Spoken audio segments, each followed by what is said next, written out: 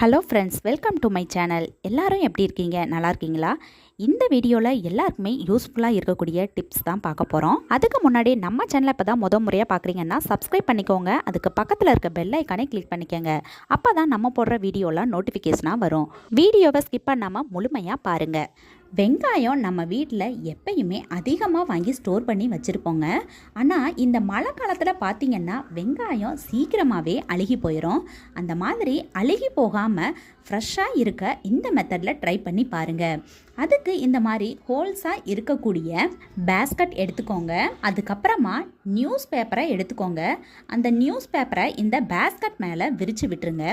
அதுக்கப்புறமா வெங்காயத்தை அது மேலே போட்டு வச்சிட்டோம் அப்படின்னாக்கா மழை காலத்தில் வெங்காயம் சீக்கிரமாக அழுகி போகாமல் நம்ம எப்படி வச்சோமோ அதே மாதிரியே ஃப்ரெஷ்ஷாக இருக்கும். வெங்காயம் கெட்டு போகாமல் ஃப்ரெஷ்ஷாக இருக்கணும் அப்படின்னா இந்த டிப்பை ட்ரை பண்ணி பாருங்கள், யூஸ்ஃபுல்லாக இருக்கும். மழை காலத்தில் தீப்பெட்டியில் இருக்கக்கூடிய இந்த குச்சியெல்லாம் நமத்து போயிருதா? இதுக்கு என்ன பண்ணணும்னு தெரியலையா? அதுக்கு நான் இந்த மாதிரி கொஞ்சம் சாப்பாட்டு அரிசி தாங்க எடுத்திருக்கேன். அந்த அரிசியை இந்த மாதிரி இந்த தீப்பெட்டிக்குள்ளே போட்டு வச்சிட்டோம் அப்படின்னாக்கா இந்த தீக்குச்சியெல்லாம் நமத்து போகாமல் இருக்கும். தீக்குச்சியை எடுத்து நம்ம உரசும் போது ரொம்ப சுலபமாக தீப்பற்றும். இந்த மாதிரி பண்ணுறதுனால நமக்கு பற்ற வைக்கிறதுக்கு ஈஸியாக இருக்கும். மெலிசா இருக்கக்கூடிய துப்பட்டா, சாரி இதிலெல்லாம் ஊக்கு குத்தும் போது துணி அதில் மாட்டிட்டு எடுக்கவே முடியாது. சில சமயம் துணியை கூட கிழிச்சிரும். அந்த மாதிரி சமயத்தில் இந்த டிப்பை ட்ரை பண்ணி பாருங்கள். அதுக்கு நான் நெயில் பாலிஷ் தான் எடுத்திருக்கேன். நெயில் பாலிஷை இந்த மாதிரி ஊக்கு மேலே பூசி பாருங்கள், கண்டிப்பாக யூஸ்ஃபுல்லாக இருக்கும். ஊக்கோட பின்பகுதியில் நெயில் பாலிஷை இந்த மாதிரி திக்கான ஒரு கோட்டிங் கொடுத்துருங்க. அது காஞ்சதுக்கு அப்புறமா நம்ம யூஸ் பண்ணக்கூடிய சாரி, துப்பட்டா இதிலெல்லாம் யூஸ் பண்ணும்போது சூப்பராக இருக்கும்.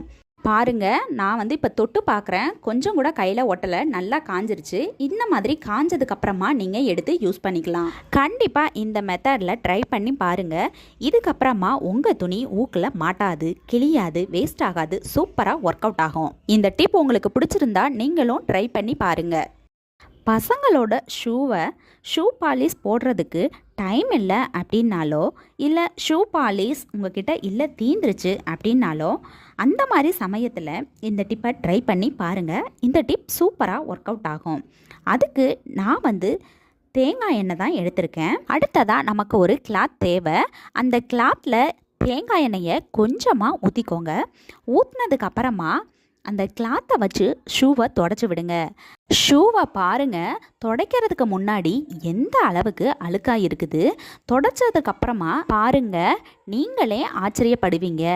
அந்த அளவுக்கு ஷூ பாலிஷ் போட்டது மாதிரியே பளிச்சுன்னு பளபளன்னு இருக்கும். உங்ககிட்ட ஷூ பாலிஷ் இல்லை அப்படின்னாலோ, இல்லை ஷூ பாலிஷ் போடுறதுக்கு டைம் இல்லை அப்படின்னாலோ தேங்காய் எண்ணெய் இருந்தால் மட்டுமே போதும். ஒரு நிமிஷத்தில் டக்குன்னு போட்டுடலாம். பாருங்கள், தேங்காய் எண்ணெய் ஊற்றின அந்த கிளாத்தை வச்சு ஷூவை நான் துடைக்கும் போதே உங்களுக்கு எந்த அளவுக்கு பளிச்சுன்னு இருக்குன்றது நல்லாவே தெரியும்.